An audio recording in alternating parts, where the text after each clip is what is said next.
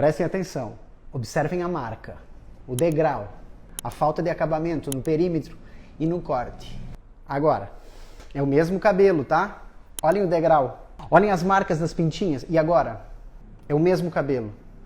Deem uma olhada. Acompanhem comigo aonde eu quero conduzir vocês, tá? E agora, como resolver? Ali tá pronto, ó. Mantenha calma, construa e aplique o método passo a passo, com calma, com tranquilidade. Esse é o mesmo cabelo, não tem coloração, nada, é só no acabamento da tesoura. É isso que eu quero que vocês compreendam. Deem uma olhada. Olha lá o cabelo vermelho. Esse é um cabelo liso natural, escorregadio, quase um cabelo com progressiva. Olha as marcas. Esse é um cabelo lisíssimo. Esse é o cabelo que vocês vão aprender. É isso que eu quero que vocês dominem. Nós finalizamos a estrutura do corte e nós amassamos ele, porque ele estava torcido e preso, e soltamos, ele ficou curvado e nós cortamos ele a seco. E nós amassamos, e nós passamos spray, e nós fizemos aquela cara sensual e para fazer o ring light ao redor da cliente mexendo. Só que a cliente foi para casa e começa a aparecer imperfeições, bolsões, orelhas, marcações, falta de refino no perímetro. E aí? Não terminou o corte. Só que ele está bem cortado. Só que agora, como é que faz esse refino? Eu brinco, mas é sério. Se encontra aquela marcação que vocês viram no vídeo e lá começa. Quando não pega a tesoura dentada, né, que começa. Para tudo que é lado, não importa o lado, e vai batendo. Gente, às vezes dá certo, mas tu descaracteriza muitas vezes o corte, encurta ele demais. É por isso que muitas pessoas, quando vão cortar um cabelo em transformação, tipo a mulher tem um cabelo longo e pede um cabelo curto, se perdem, porque começam a ajustar o corte, mas não sabem aonde vai terminar. Então a importância de tu saber exatamente o que tu estás fazendo, o que tu construiu e a forma correta de texturizar, certo?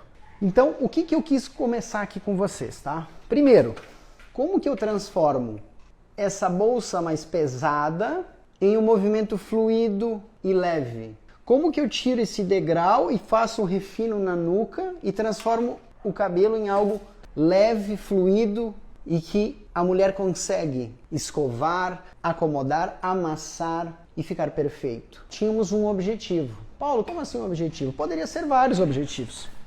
Eu poderia criar divisões diagonais para frente, eu poderia construir ele em divisões horizontais até o topo, depois fazer divisões diagonais para frente, variar a angulação, ao invés de projetar lá para cima, projetar ele aqui para baixo, poderia conectar, poderia andar com a mecha apenas até aqui e depois estabilizar todo o corte em um único ponto, criando uma linha de peso que depois com a texturização faria um encaixe mais suave e perfeito na nuca, criando aquela nuca que a gente chama só a nuca mais batida, não tanta expansão, e o cabelo vindo e se encaixando com um fio mais alongado até a parte de baixo. Tudo isso são decisões. Quem toma a decisão é vocês. Nós nunca vamos querer estimular vocês a repetir fórmulas prontas apenas. Eu tenho mais de 20 cortes explicados passo a passo, detalhe por detalhe, contando todos os segredos como eu os aplico nas minhas clientes. Mas ali não tem só os cortes, tem o fundamento, tem o antes, tem a liberdade, tem as notas musicais para te compor músicas. Não apenas as músicas prontas. Tu tem que aprender a tocar, não apenas repetir. Esse é o intuito, essa é a criação. Tu tens que libertar a artista que vive ali dentro, com segurança, sem medo, com confiança, e capaz de interpretar qualquer corte que a cliente te traz e entregar baseado nas características dela, é claro, mas aquilo e os elementos que ela pediu ou que tu imaginou. Neste corte dessa semana, construímos ele em uma projeção de 45 graus, média, numa mecha móvel, vindo até a parte onde havia uma divisão, como se fosse uma divisão em ferradura, onde nós começamos a seccionar da recessão alta até a coroa baixa, depois uma divisão vertical até o mastoide, divisões horizontais com projeção a 45, mecha móvel. Depois fizemos divisões verticais na lateral, isolando todo o contorno e indo buscar o corte. Tudo que ultrapassava, nós recolhíamos, encaixamos o corte. Depois fizemos o perímetro. O perímetro é uma alternativa que vocês podem fazer definindo. Lembre-se de sempre assim, ó, criar é diferente de repetir. Guardem isso.